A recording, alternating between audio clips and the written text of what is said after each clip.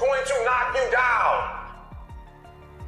Listen to me, many of you right now, life's got you up against the rope, and you got to do me a favor. Like, you can't give up. You can't give in. Pain is temporary. Pain is your friend. Pain is going to take you to the next level.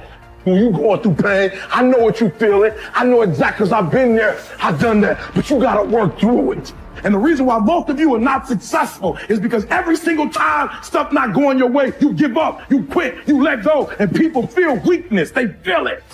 You can feel when somebody's not committed, when they're not all in, when they're not dedicated. And there's another level you get to when you go all in. Winners win and losers lose. There are going to be times that you're going to be wondering, why should I keep showing up and work for my business? Why should I keep at it?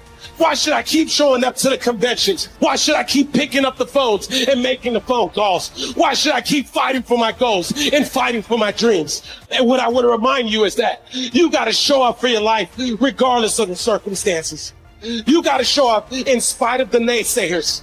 You got to show up in spite of the conversation going on in your mind. You got to show up for your life. Because if you don't, nobody else will.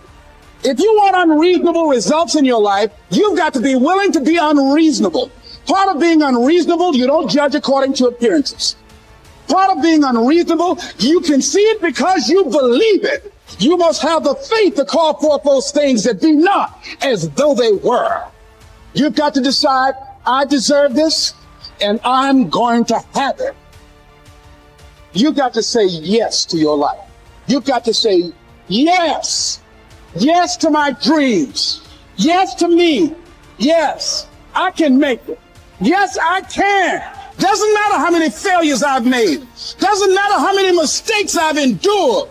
Doesn't matter about my defeats. Doesn't matter about what I've done. Yes, yes. I don't care about the fact I'm in a hole now. Doesn't matter about where I am. The last chapter to my life has not been written yet. If you judge me now, you'll judge me prematurely. I'm still in the process of transforming my life. I'm still in the process of becoming. Yes. The brilliance of Thomas Edison was not in his mind. It was something much more ordinary and often much less respected. I've got no imagination, he once said. I never dream. I've created nothing. If you're someone who doesn't like Edison, you might think that this is Edison admitting to stealing his inventions from other, more brilliant inventors, like Nikola Tesla.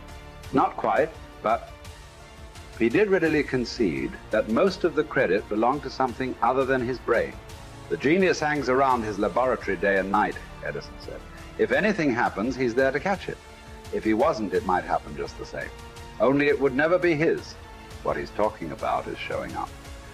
The incredible, underrated power of clocking in every day, putting your ass in the seat, and the luck this seems to inevitably produce. Edison lived in his laboratory and never missed a day.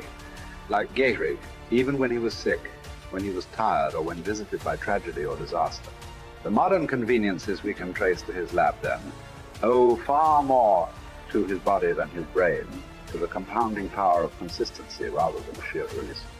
It wasn't about inspiration. It was about getting to work, show up and try.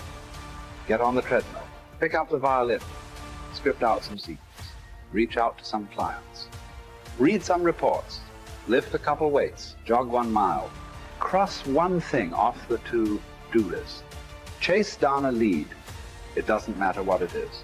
All aspects of our life benefit from this circumscribed kind of discipline.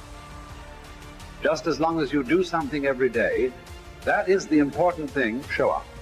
When you're tired, when you don't have to, even if you have an excuse, even if you're busy, even if you won't get recognized for it, even if it's been kicking your ass lately, once something is done, you can build on it. Once you get started, momentum can grow. When you show up, you can get lucky. Is this still hard? Yes. But the good news is that because it's hard, most people don't do it. They don't show up. They can't even do one tiny thing a day. So yes, you're alone out there on the track in the rain.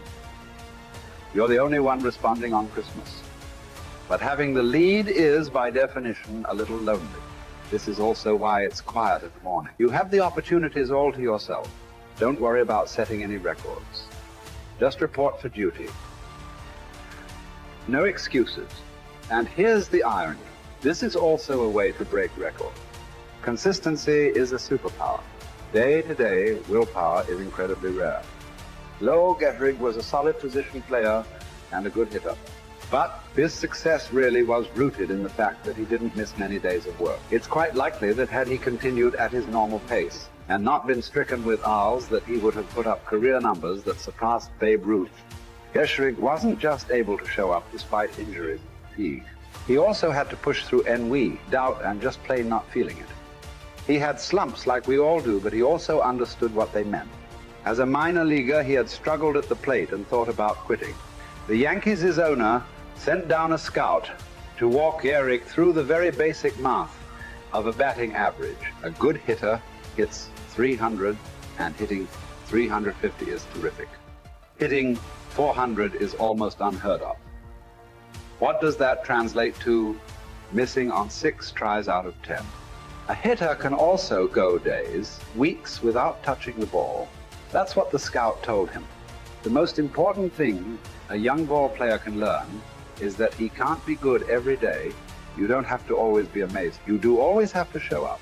What matters is sticking around for the next at bat. The ability to do that, coupled with the ability to endure what John Steinbeck called dawdly days while writing East of Eden. Those days when everything seems out of whack, when you're just not feeling, when the distractions won't stop, is the first step to great, literally. You cannot be great without the self-discipline to do that. One thing a day adds up. Each day adds up, but the numbers are only interesting if they accumulate in large quantities. You guys that are just getting started, you're not going to start right here.